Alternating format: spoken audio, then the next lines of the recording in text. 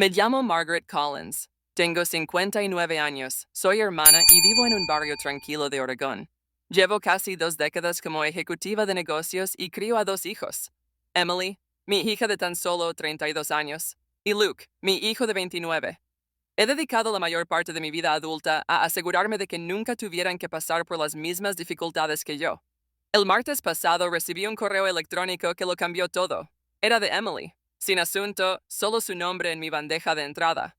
Lo decoré antes de abrirlo, pensando que quizá era una actualización rápida o un pequeño tesoro antes de su gran día. Habíamos hablado de sus planes navideños hacía unas semanas. Ya la había ayudado con $30,000 para reservar el restaurante, contratar a un fotógrafo y contratar a la floristería que tanto amaba desde la prepa. Pero cuando abrí el correo, la sonrisa se desvaneció. Mamá, comenzaba el correo con, no, querida mamá, solo mamá. Emily explicó que ella, junto con su hijo Andrew y su familia, habían finalizado la lista de invitados para la ceremonia en el Valle de Napa. Y después de pensarlo mucho, decidieron que sería mejor que yo viera la Navidad en vivo, no en persona. Dijo que la madre de Andrew era muy particular con la lista de invitados y quería mantener la intimidad. Al final, puso un límite que se sintió como sal en una herida abierta. Si quieres participar, puedes verlo a través del enlace de Google Meet que creamos. Se suponía que iba a ser exactamente así. Ja, ja, ja, ja. Me quedé mirando la pantalla un buen rato.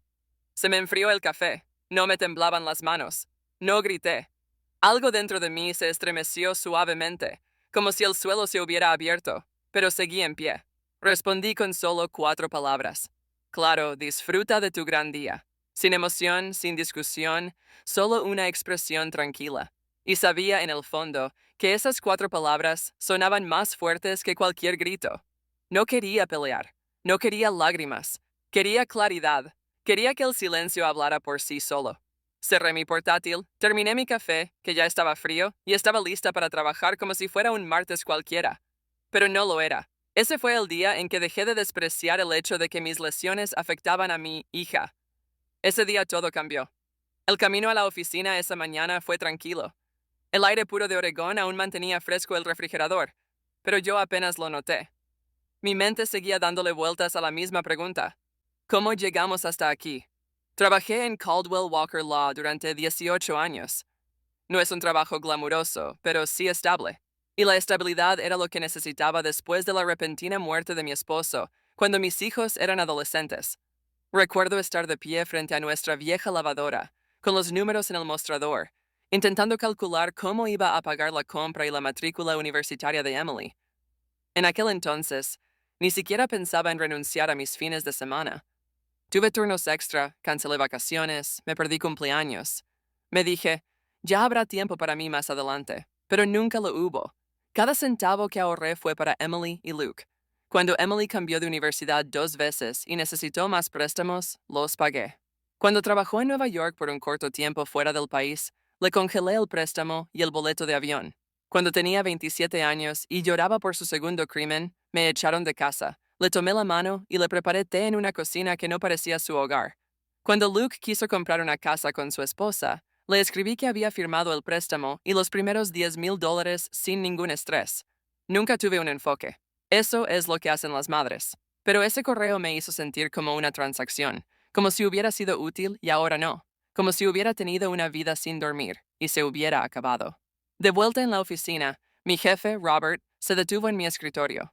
Es uno de esos raros hombres que recuerdan los cumpleaños y cómo tomar el café. Se dio cuenta de que algo pasaba de inmediato. Pareces haber visto un fantasma, dijo, desde el café en mi mesa. Quería decírselo. Quería decirle que mi hija se había despedido de mí antes de su boda, pero me reí y le dije que no había dormido bien. No se dio la vuelta. Hizo la pequeña visita y el café. Pronto me sentí un poco irritado. Después de todas las travesuras que me rondaban la cabeza esta mañana, me recordó que todavía existo, que sigo creciendo, aunque sea en silencio. Entonces, con retraso, mi teléfono habló. Emily, otra vez. Su nombre apareció en mi letra como un auricular que no quería. Voces, mensajes. Madre, por favor, responde, tenemos que hablar. Esto no tiene gracia. No los he oído, todavía no.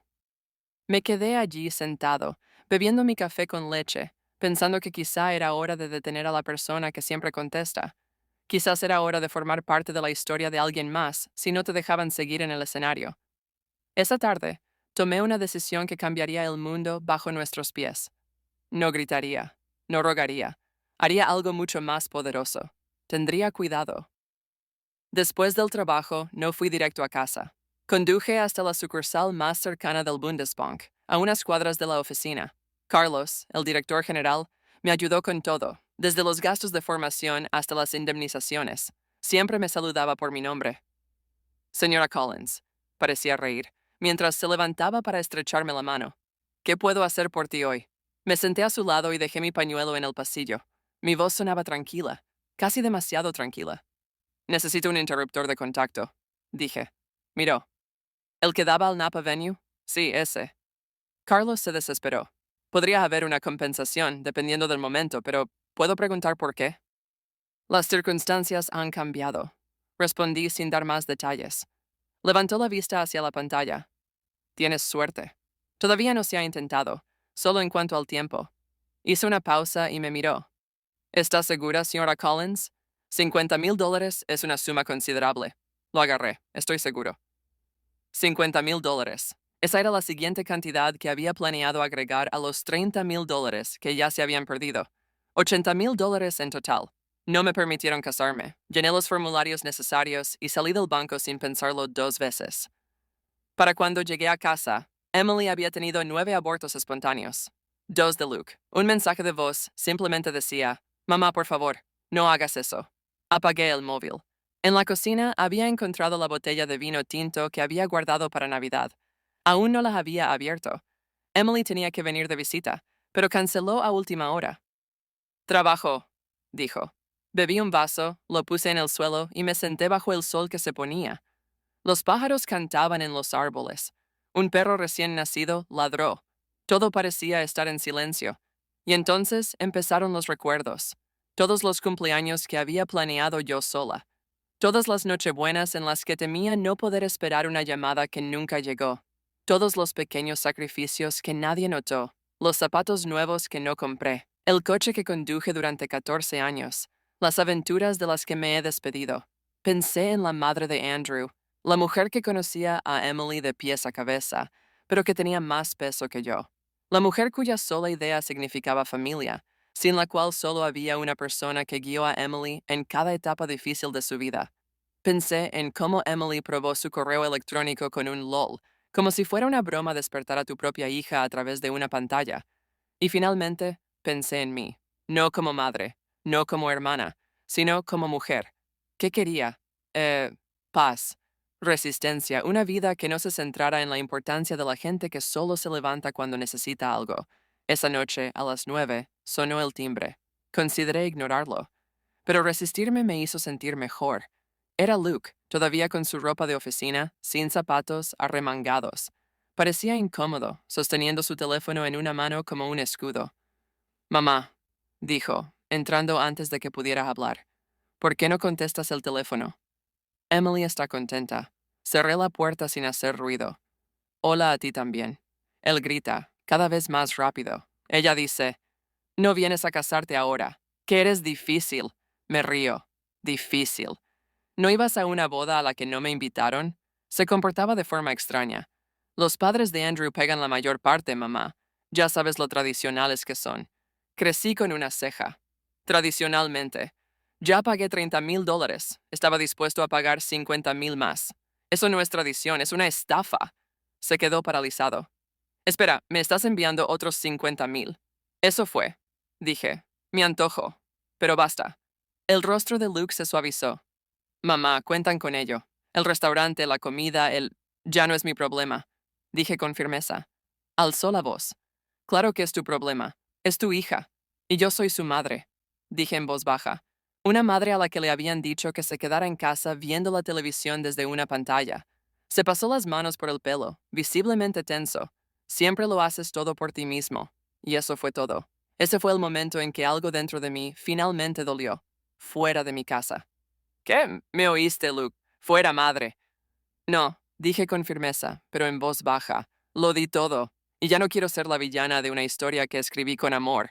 Luke se quedó allí unos segundos más. Luego se dio la vuelta y salió. La puerta hizo un suave clic tras él, pero se sintió más fuerte que un portazo. Me quedé en medio de la sala, con el corazón latiéndome con fuerza, y noté algo emocionante. No me sentí culpable, me sentí libre. A la mañana siguiente, me desperté con 43 llamadas perdidas y un mensaje de noticias en francés de Emily. Empiezan con deudas pasivo-agresivas y agresivas. Mamá, tenemos que hablar. ¿Por qué haces esto? Es infantil. Entonces el tono cambió. El restaurante acababa de llamar. El pago no se había realizado. Lo perderemos todo si no pagamos mañana. Los padres de Andrew están furiosos. Dijeron que esto demuestra que tenían razón sobre ti. A las 3:24 a.m., dijo. No entiendo por qué me haces esto. Me reí mientras tomaba café. Por supuesto que no lo entendía. Emily había crecido con mis heridas, heridas tan arraigadas en su vida que nunca dejó de preguntarse de dónde venía el consuelo. La seguridad, estabilidad. Ella solo quería que siempre estuviera ahí, que yo siempre estuviera ahí. Pero no esta vez. Más tarde esa mañana, mientras me ocupaba de los contratos en mi mesa, recibí un correo electrónico en mi bandeja de entrada. El asunto decía, por favor, hazme la Navidad. Lo abrí sin ninguna expectativa. Mamá, escribió, sé que estás enojada por la situación en la transmisión en vivo, pero esto es extremo. Perdimos el presupuesto de ventas, y si no pagamos el saldo restante al final del día, Paris Times, la resaca desaparecerá. Los padres de Andrew están abrumados. Dicen que esto demuestra que no se puede juzgar a nadie. Por favor, no hagas eso. Podemos hablar de ti durante la ceremonia, pero primero necesitamos las finanzas. Ahí estaba. Querían saber de mí ahora que el dinero se había esfumado. Ni disculpas, ni recuerdos. Una curiosidad, como si mi presencia en la Navidad de mi hija pudiera ser arrestada, comprada o vendida, según lo rica que me sintiera. No respondí. Cerré el correo y volví a mi trabajo. Más tarde esa noche, Robert se acercó a mi mesa. Me ofreció comer. El nuevo pueblo italiano acaba de abrir. Casi volví a donde suelo estar. Pero algo dentro de mí ha cambiado. Quizás fue la claridad de las últimas 24 horas. Quizás solo necesitaba sentarme en un lugar donde nada me exigiera nada. Así que me callé. Me encantaría. Mientras comíamos pasta, me contó sobre sus abuelos y lo agotador pero maravilloso que era visitarlos. Su mirada era tierna, de verdad. Hice una pausa y dijo en voz baja, Disculpa, Margaret, pero te ves más delgada hoy. Me sorprendió. Le conté todo. Sobre Emily, el correo electrónico, el matrimonio, el dinero y lo que había hecho. Cuando terminé, concluyó que no me juzgaba. No intentó arreglar nada. Simplemente dijo, a veces lo más difícil del amor es poner límites, especialmente con las personas a quienes más dimos. Llamó hasta pizarra y me cerró la mano brevemente. Creo que hiciste lo correcto. Por primera vez en mucho tiempo, yo también lo creo. Cuando volví a mi escritorio, recibí más llamadas, más mensajes, pero no respondí. No tuve que responder, porque por primera vez, mi volumen secreto hablaba por sí solo. Esa noche, cuando subí al ascensor, el cielo ya estaba oscuro. La luz de la ventana se encendió automáticamente. Todo seguía en silencio, pero alguien estaba sentada en la escalera de mi entrada. Al acercarme, la reconocí. Sofía. Se levantó rápidamente, y un color apagado emergió de su zapato. Sofía había sido la mejor amiga de Emily desde quinto grado. Pasó muchas semanas en nuestra casa, horneando galletas, viendo películas, riendo y durmiendo hasta la mañana. Hacía años que no la veía. Señora Collins, dijo en voz baja, siento haber caído tan bajo. Está bien, respondí. Abrir la puerta. ¿Quieres un té? Me siguió a la cocina, con la mirada escudriñando el bosque familiar como si albergara ecos antiguos. Llené la tetera y esperé. ¿Enviaste a Emily? Pregunté finalmente. No respondió de inmediato. Bueno, está loca. Perdieron el restaurante. La floristería canceló. Los padres de Andrew están condenando la Navidad. No dije nada. Puse 2 mosquitos en el plato. Ella entró en pánico. Sofía la siguió. Sabe que está loca. Simplemente no sabe cómo arreglarlo. ¿Para eso estás aquí? Pregunté. ¿Para arreglarlo? Se golpeó la cabeza. No, estoy aquí para preguntarte si hay algo que pueda decir o hacer para hacerte cambiar de opinión. Hice una pausa. ¿Había algo? ¿Cambiaría una disculpa la sensación de ser vaciado, como una cuenta bancaria donde te dicen que no eres bienvenido cuando tienes dinero? Miré a Sofía, todavía joven, todavía esperanzada. No, dije en voz baja. No existe. Me dio una palmada en el hombro, ni siquiera cuando se disculpa. Le di un paño de cocina. Las palabras son fáciles, Sofía, sobre todo cuando la gente está relajada. Pero quienes te quieren no esperan a que los abras para verte. Sofía miró su paño de cocina y lo golpeó lentamente. Lo entiendo, dijo, aunque no lo entienda. Lo siento, señora Collins. No tiene que estar aquí, respondí. Nos quedamos en silencio un momento, dos mujeres de diferentes generaciones unidas por una verdad difícil. A veces el amor tiene sus límites. A veces la única manera de que te vean es yéndote. Sofía no se quedó mucho tiempo. No intentó discutir. Simplemente me dio las gracias, me mimó con cariño y regresó a tener la noche. Y yo, finalmente le cerré la puerta a una versión de mí misma que hacía tiempo que había superado. La boda nunca salió como estaba previsto. Al menos, eso es lo que pasó. Intentaron buscar otro restaurante, pero todo era gratis o demasiado caro, sin el dinero que les había prometido. Según Luke, celebraron una pequeña ceremonia en el patio trasero semanas después. Solo asistieron unos vecinos y los padres de Andrew. No me invitaron, y esta vez no tuve que estar allí. En las semanas siguientes, Emily envió otro correo electrónico. Uno largo. Emotivo. Mitad disculpa, mitad justificación. Lo leí una vez y luego lo archivé. Ya no estaba enojado. Acabo de terminar. Hay una pieza extraña que trabaja con la liberación, no con la ira, pero con claridad. Por primera vez en décadas, me desperté sin preguntar quién necesitaba algo de mí, sin disfrazarme de amor para otro viaje de deudas. Me impuse una nueva regla. Si mi presencia es negativa, también lo es mi intento. Voy a trabajar. He leído libros. Me han invitado a una clase de cerámica. Ceno con amigos que pueden verme, pero no lo que puedo darles. Y he aprendido algo que ojalá hubiera sabido antes. No tienes que agotarte para animar a los demás. Si esta historia te resuena, compártela. Comenta abajo. Y no olvides darle a me gusta y suscribirte. A veces el amor más fuerte es el que finalmente te das a ti mismo.